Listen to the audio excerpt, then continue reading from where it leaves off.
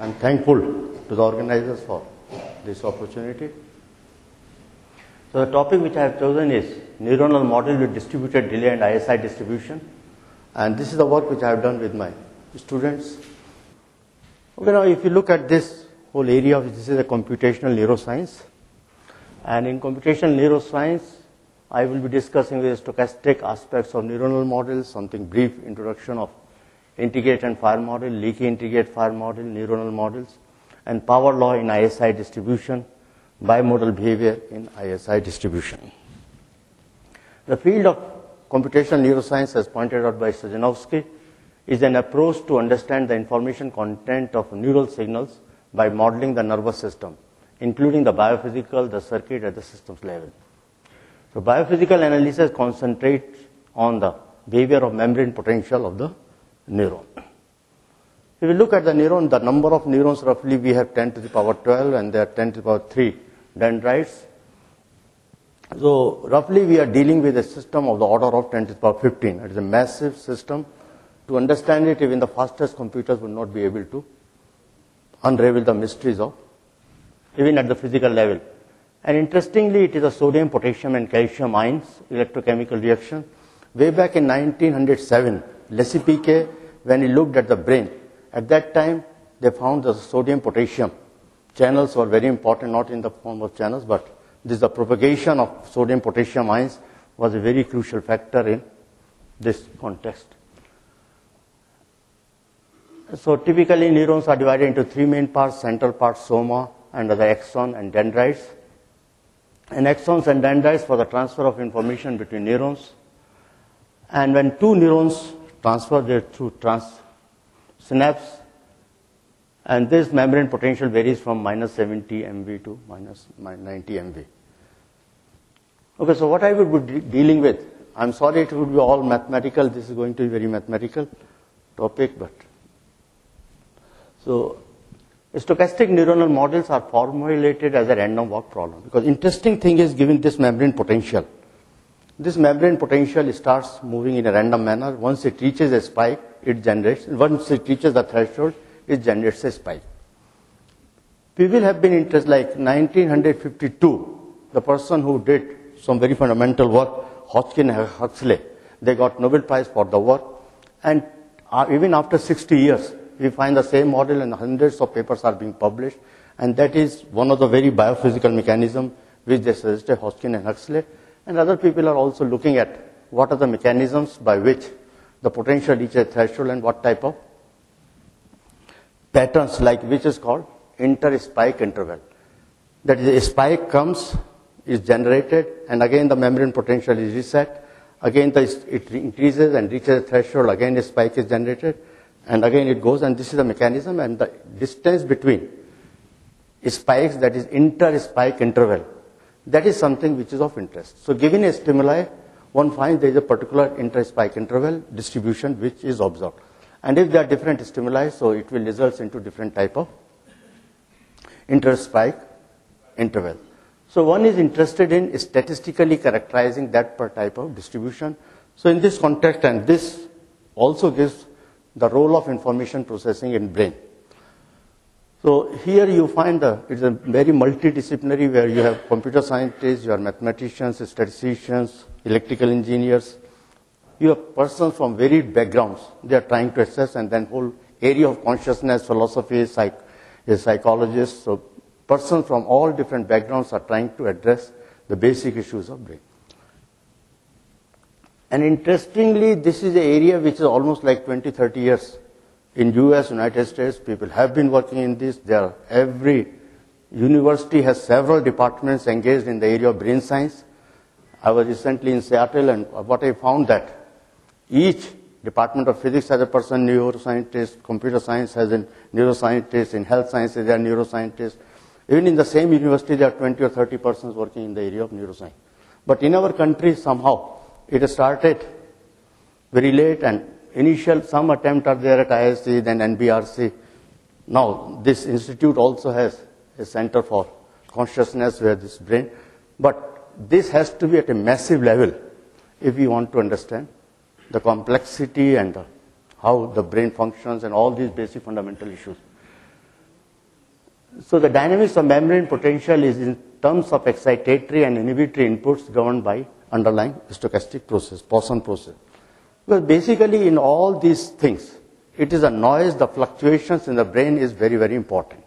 Because why it happens that brain itself, you find there are multiple equilibria. The system can get into multiple equilibria, and how to drive system out of one state to another, the noise plays a major role.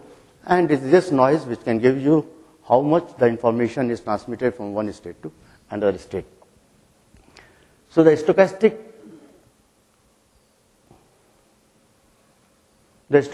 noise drives the potential to reach a threshold value where a spike is generated and the membrane potential is reset to its resting potential.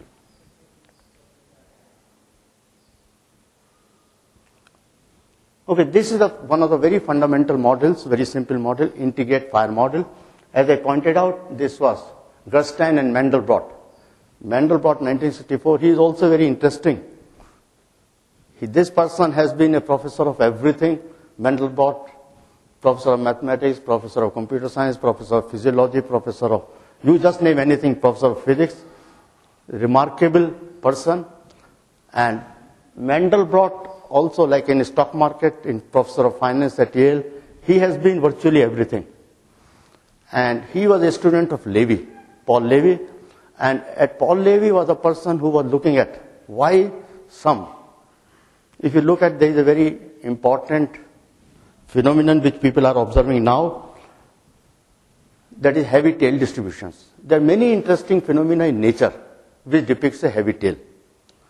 Means the distribution has a very long tail, like unlike Gaussian distribution. Gaussian distribution is one thing which normally we say IQ follows normal distribution, height follows normal distribution, weight follows normal distribution, because everything falls very rapidly, and you will not, like we say, person is 1 meter 6, 1.6, but you will never find a person with 3 meters height, thrice the height. But whereas if you look at the income is something you can have 10,000 rupees per month, 20,000, 100,000, 200,000, million. So you want a person with, like Ambani's, they will follow the long tail distribution, so they are in the heavy tail. So people were looking at why. Some statistically, if you are trying to organize, there are some distributions which are heavy tail distributions. If they are heavy tail distributions, so it was a person like Mandelbrot, his teacher, Paul Levy, he proposed some statistical distributions almost 100 years back, more than 100 years back, that these distributions are with power law distribution. But now this type of distribution they are finding not only in physical system, economic system, even internet traffic follows a characteristic feature which is a heavy tail distribution. Similarly, stock market also has a heavy tail distribution. Even if you look at the DNA nucleotides, entire coding region, non-coding region, that also follows a power law behavior. So this power law behavior, even earthquake, when earthquake comes, again it is a 1 upon F type noise. So this phenomenon, why nature somehow chooses 1 upon F noise, power law, heavy tail, that is, and this phenomenon itself is ubiquitous. And same type of thing people are also observing. If ISI distributions also has a power law distribution, perhaps this will also mimic there must be some signature, what type of pattern, or because even people are thinking that if suppose someone has Parkinson disease, the ISI distribution depicts some sort of a bimodal behavior. So given this, if one is looking at the ISI distribution which is non-invasive, from that distribution can one say that this is likely that one is likely to suffer with type of disease. So this was a Mandelbrot. He was a student of Paul Levy, and this model which he proposed in 1964, and this model is still widely used. So underlying dynamics is basically it is the membrane potential, mu dt is the drift, and sigma dwt, wt is called Wiener process, that is a Brownian motion process, which describes the stochasticity in the model. Okay, so this means the potential goes like this, and once it reaches a threshold, then there is a spike. Again it is reset, again this membrane dynamics goes, and again there is a spike. So within that spikes, the interval is called inter-spike interval, and if you collect all the statistics, we will get a statistical distribution of inter-spike interval. And this, the drift itself is obtained in terms of excitatory and inhibitory rates lambda e and lambda I with jumps magnitude AE and AI. Similarly, the fluctuations of the neuronal system is found in terms of this. And in integrate fire model, one is interested in, because for the first time when it reaches this threshold, that is called the first passage time problem. And first passage time problems are also very important. These type of problems were first observed in by Schrodinger, was the person who started addressing these problems of first passage time. It is something like, one can say, suppose there is a, and this problem has also been, persons who are in the hospital, what is the duration? This also follows a statistical distribution, which we will get an inverse Gaussian distribution. And these type of distributions you also get when there is a labor, there is a union strike, and then there is a negotiations for the first time when you find that there is an agreement. That is called a first passage time problem. For the first time, the problem is solved, so that is called first passage time problem. So mathematically, one can say that the first passage time problem is infimum of t. For Vt is greater than V threshold when you start. So typically what one finds, it is an inverse Gaussian distribution which has a pattern like this. So many times we find that the distribution typically follows the distribution like this. Then another model which is also, currently you find a lot of papers are coming in this area, that is integrate fire model. That is typically they call it RC circuit. So there is a resistance. So this becomes, mathematically it is described as Ornstein-Rosenzweig process, where dVt equal to minus beta Vt plus mu dt plus sigma dWt. dWt is the Wiener process, the noise, and mu is the drift, and beta is the membrane decay constant. And in this case, unfortunately, though it is a very simple model, the explicit expressions of first passage time problems are not obtained. Only in very few cases, like integrate fire model, people have been able to obtain the first passage time problem. Then there are very special cases in which case they have obtained the first passage time problem. Otherwise, in general, it is not possible to obtain the first passage time problem. Recently, we also argued that all the dynamics is the dV by dt, the rate of change of membrane potential is instantaneously dependent on the potential itself. But usually you find that in all biological systems, there is always a time delay, that it is not instantaneous interaction, it is only after something, after a delay. For example, one can, to fix our idea, when we are driving on the road, if someone changes you are driving and someone changes the direction, immediately you have to act, but it is not instantaneous. There is always something microsecond or millisecond after which we start responding. So there is always a time delay, and this leads to delay differential equations. In nature, the instantaneous part is unless only in physical system and the propagation is through velocity of light, but normally there is always a time lag. Particularly like in epidemics, suppose there is a gestation period, only after some time it starts manifesting. So there is a delay differential equation. So that is the argument that propagation delays are encountered because of various pathways having exons. Holden points out that in avian bird. So there are a number of arguments which people have suggested. So we thought that we can generalize this model by introducing the time delay. And if there is a distributed delay mechanism, so dV by dt equal to minus. So there is a time kernel. Kt minus tau is a delay kernel as a memory kernel, and the equation becomes this. And when this delay kernel becomes a delta correlated process, this becomes a stochastic integral differential equation. Mathematically, the problem becomes difficult in the sense, now you have a stochastic differential equation which has got memory. If it is a memory, then the process is not Markovian. Mathematicians always prefer to make the system Markovian, and the mathematics is very well defined, and one can understand the dynamic. But in this case, when we have memory, the system has a delay kernel, that is a memory function. But what the trick is that you always enlarge the state space, and if the state space is enlarged, the system becomes Markovian, and rest mathematical framework which we have been developed can be taken up. And basically what we are assuming that the correlation structure is given as white noise. So there are different type of memory kernels. There are different type of memory kernels. One is a gamma distributed.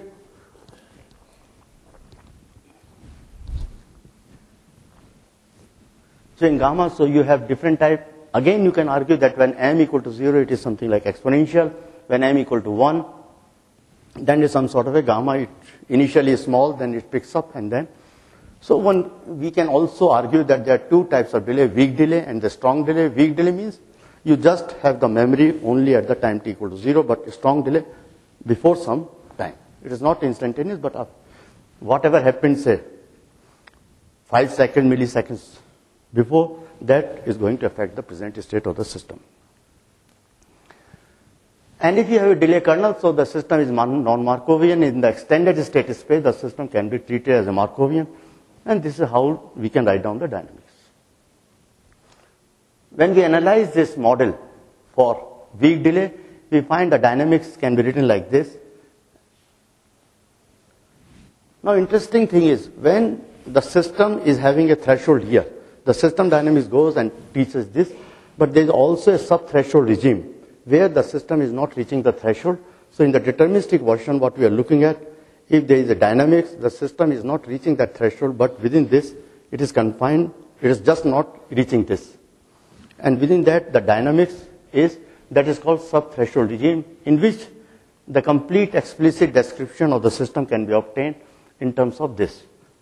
Even one can find first passage time problem if you have a sub-threshold dynamics, but mathematically, again, it becomes quite cumbersome. Similarly, so whenever you have a dynamics, so now in the extended space Vx, you can write down the Fokker-Planck equation, the backward equation, which will give you the first passage time problem. But one can simulate it also as a stochastic differential equation. What we find? That typically we find a first passage time problem. If you just simulate it like Monte Carlo simulations, one find a typical pattern like this. As I pointed out, there is a weak delay, there is a strong delay. If there is a strong delay, then is it t into e minus eta t, and the system it is not instantaneous, but something what happened in the previous, say, some time ago, that is going to dominate the dynamics of the system. So mathematically, one can write down all this. And interesting thing is that this can we get bimodal ISI distribution. All literature, which generally is confined to ISI distributions which are unimodal. That it goes and there is a single mode and then it differs. But then there are systems which can, so single ISI distribution is like this. This is called unimodal.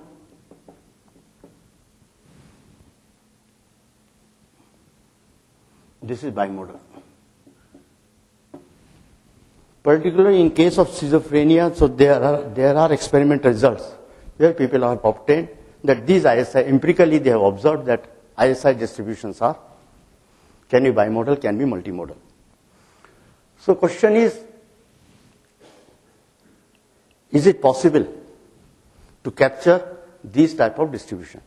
Like the well-known models are IF model and LIF model. These models are not capable of generating bimodal distributions, and these models are typically gives you unimodal type of distribution. Recently, Sudhir Sharma, we did this emergence of bimodal ISI distributions. So in this case, that it has been noted that when excitatory potential and inhibitory potentials are very close to each other, then the system has lot of fluctuations, pronounced variability, and given this variability and the drift is almost close to zero, question is it possible, can we obtain this type of? So one is interested, we found that this particular model with neuronal model with distributed delay system is capable of generating this type of behavior. So we looked at the generalized model of NMDD, neuronal model with distributed delay. The model turns out to be this. And then we find out the conditions, under what condition this model can result in generation of this. So basically we are looking at under what conditions the subthreshold dynamics can. So typically the problem is, if you have a threshold theta here. You have membrane dynamics, it reaches here, then it is reset, again it goes. So these are the spikes. So one is interested in, this is called inter-spike interval. Now our interest is, if we look at the sub-threshold dynamics, because of this, if the system has a dynamics like this,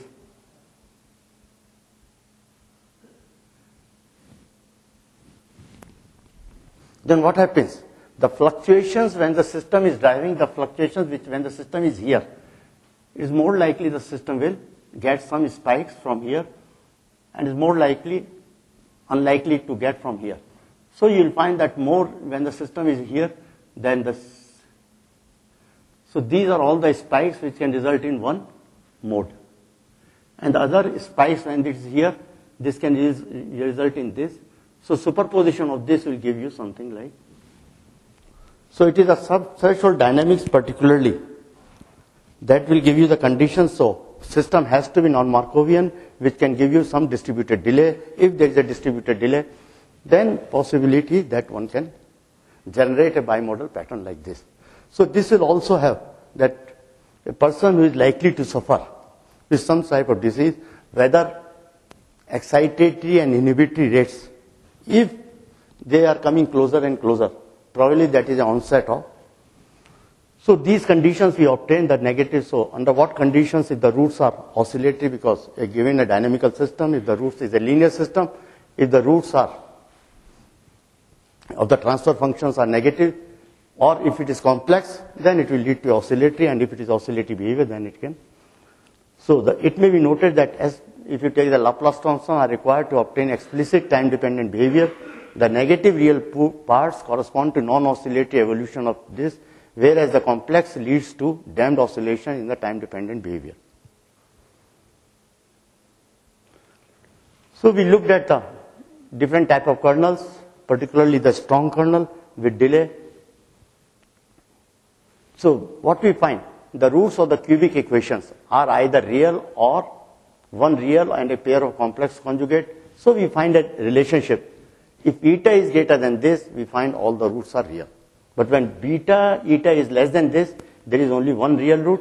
And so we could identify the critical parameter in the system. So long as the critical parameter is below that, system will only have a unimodal distribution. When it reaches that critical point, it will have a bimodal distribution. So mean delay of the kernel will play an important role in the study of transition of ISI distribution from unimodal to bimodal distribution. So this is typically, if you look at the solutions from our the model, we find the system has one peak, and then it is, instead of decaying, so there is slightly bump. But whereas in the other case, you find it is just decaying. Again, this particular model, you find the system has a bimodal distribution, one mode in the beginning, the second mode is here. Whereas in this case, so depending on the shape parameter and other parameters of the gamma distribution, one can find under what condition this type of distributions will emerge. Okay, this is about the autocorrelation function and the. Another thing which is, as I pointed out, which is very interesting is the power law or the heavy tail distributions. Now power law distributions is defined as if there is a random variate x, then probability x is greater than x goes as 1 upon x to the power alpha. That is, for large x, it has a very heavy tail distribution. So the random variate exhibits a high or infinite variance, that is a Pareto distribution. And what Pareto did in the context of income distribution. Italian economist, he looked at the data of income, he found that income follows a heavy tail distribution. And that is what exactly you find that. There are persons who are getting thousands salary per month, there are persons who are getting lakh, who are getting crore, 10 crores, 100 crore. So like we have Ambanis and all these persons. So there's a very heavy tail distribution. And interestingly, what Pareto observed, because he tried to organize the data, the same type of pattern they are finding in internet traffic. Similarly, but if all this, if this has a power law distribution, though it is a ubiquitous, all natural phenomena somehow depicts this. You take nature, earthquake follows a 1 upon F noise, that is a power law. Because 1 upon F noise, power law, and heavy tail, all these are synonymous, and so they have the same meaning. But interestingly, all biological phenomena, somehow heartbeat, when heart is getting into heart attacks or fibrillations, so that is 1 upon F noise. If you bang the door, that is 1 upon F noise. If you, on the road, even the soil variability has 1 upon F noise. So somehow nature chooses 1 upon F noise. And that is something which has not been explained, and people have looked at it from different perspectives as to the reason why 1 upon F noise is chosen by nature. So similarly, this, if you just put on Google heavy tail or power law, you will find hundreds and hundreds of papers which have been published in this particular area. So the random variate exhibits a high or infinite variance, that is a Pareto distribution. And this also, if it is a power law, it has a long range dependence. That is autocovariance, because if there is a stochastic process, it is governed by the autocorrelation function or the autocovariance function, which depicts a power law. So it has been widely accepted the presence of power law behavior in wide variety of physical, biological, man-made phenomena. Even the stock market follows a power law behavior. So that is, if S is the stock price, PS is the probability distribution for large S, it behaves as S to the power minus 3. That is a power law behavior. And this is because the persons who got Nobel Prize, Black-Scholes, and then Merton, I think Scholes was not there, one of them. So their model is, Black-Scholes model doesn't depict any power law, that is a log normal process. But if you look at the mechanisms as to why such type of power law is there, even social networks, all this Twitter and this, they also, you find the degree of the node, that is also a power law behavior. So somehow nature is always choose power law behavior. Even in the human behavior, there is one person, I was seeing this fellow, Sterman, not Sterman. He finds that many human behavior activities, he has published in Physical Review, where you find the activities are related to power law behavior. So this is something which is so interestingly, so we also thought whether we can explain this type of mechanism in the context of computational neuroscience. Even empirically, people are observing, and there are a number of suggestions and possibilities people have suggested to explain this particular mechanism. So according to Jackson, IF model is not, integrate fire model is not capable of producing power law behavior in ISI distribution. Then we argued, super statistical framework means if there are large number of neurons, if they fire together, if there are large number of neurons which are grouped together and fire together, if you collect the statistics of a large number of IF neurons, that can result in power law behavior. And this is also a mechanism which people are trying to understand different type of phenomena as to why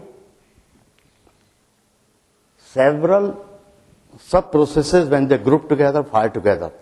Or you mixture distributions, if you take a large number of variables, random variables, and you just put them together, then it can lead to a mechanism which is based on superstatistics, which can lead to this mechanism. So population of neurons.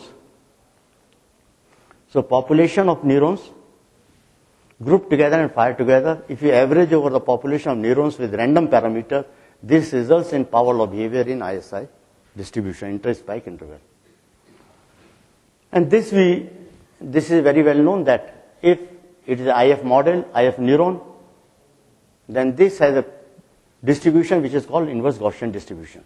We assume that the random rates, lambda E and lambda I, are governed by independent gamma random variates, and lambda E can be written as lambda I plus k, k are independent random variates. If we average over all this,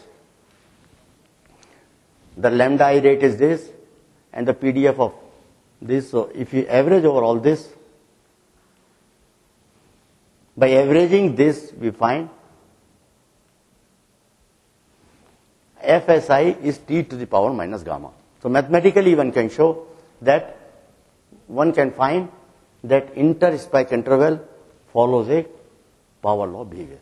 So it means this is a possible mechanism, and this empirically they observed that if several neurons, like 150 neurons, they looked at, and then they collected all the statistics, they found that empirically they were able to observe which a pattern which is a power law behavior.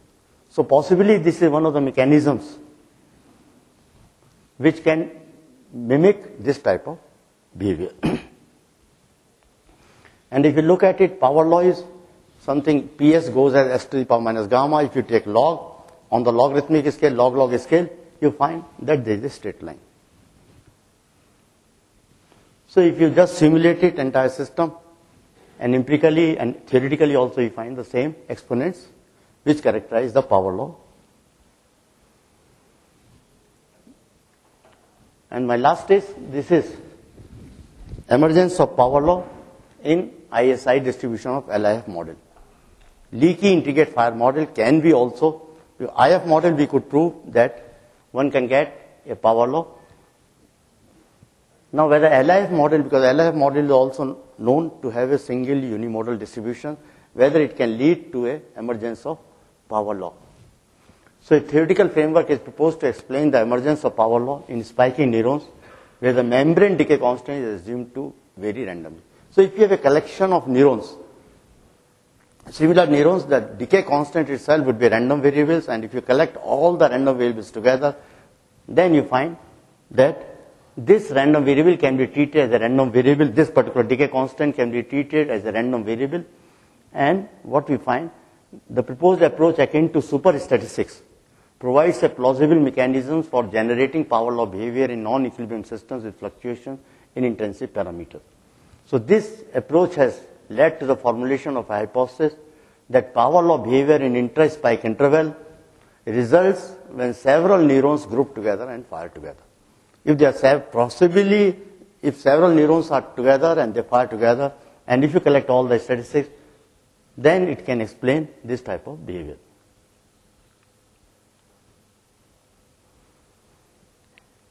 So the mathematically, the problem boils down to, so what we are observing is the conditional distribution ft given beta, and if beta itself is a random variable, if you average over all this, then we find that it can lead to.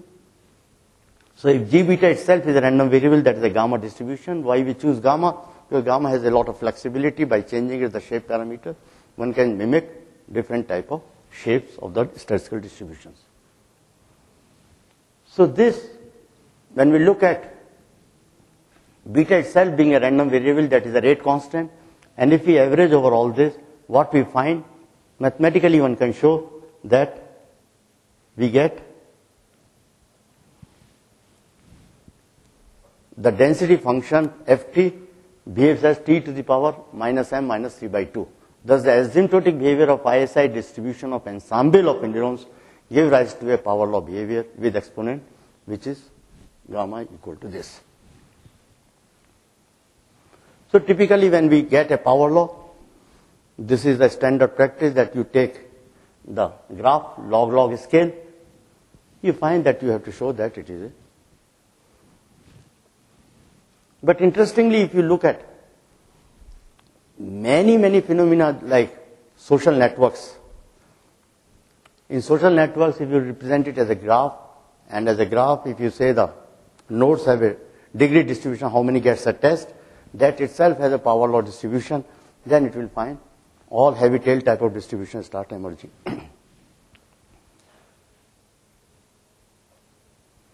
So this is the same thing. So probability distribution of ISI LIF model when B is. So even one can argue that is it due to a specific choice of distribution of beta time constant, or is it a generic behavior? So what we did, we looked at different type of distributions of the time constant, some uniformly distributed or a gamma distributed. What we find in all cases, the same, like through simulations we also find the same type of pattern is replicated. Okay, so this is all what I started with, given neuronal model. The well-known models are Hodgkin-Huxley models. Hodgkin-Huxley models also, still it is a non-linear ordinary differential equation. People have put noise and then looked at spiking neurons, what type of pattern is there. Because eventually the interest is, if there is a stimuli, then how much information is transferred, that is a mutual information. Given the system, you give some stimuli, and then this is the mutual information one computes through these models, and then one can find out how much information is transmitted as a result of this. But all this classical information theoretic framework, people have extensively exploited for calculation of, and that is how neuroscientists, from computer science perspectives, are interested. From physics point of view also, how much information can be transmitted, what is the maximum rate, at which rate the information in a neuronal system can be transmitted. Then people have looked at these type of models, IF model and LIF models. IF model is widely used. Though it was proposed in 1964 and till date, best of the journals like Neural Computation, MIT Press, and these journals keep publishing papers on IF model. Then LIF model is also. So people are interested in, if given this type of stimuli, what type of statistical, are there some signatures for this type of interspike distribution? Then we suggested a model which can take into account the time delay. It is not instantaneous dynamics. There is always a time delay. There is a distributed delay system. And given a distributed delay system, so though it is a threshold, so these essential, all problems becomes highly nonlinear stochastic problems, because given a threshold, the dynamics changes. Because of this threshold, the problems are not analytically amenable. In some cases, we can show analytically, but otherwise, we have to resort to computation. So, but this is a story only of a single neuron.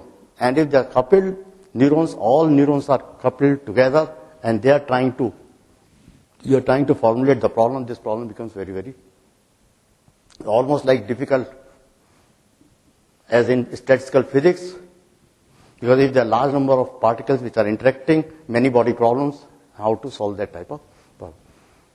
But the advantage of distributed delay model is that if we have a distributed delay model, though it is a non-Markovian, but analytically the results are, which we have obtained, we could show the emergence of bimodal behavior. And the result which are obtained in real life, that systems are bimodal. ISI distribution is bimodal.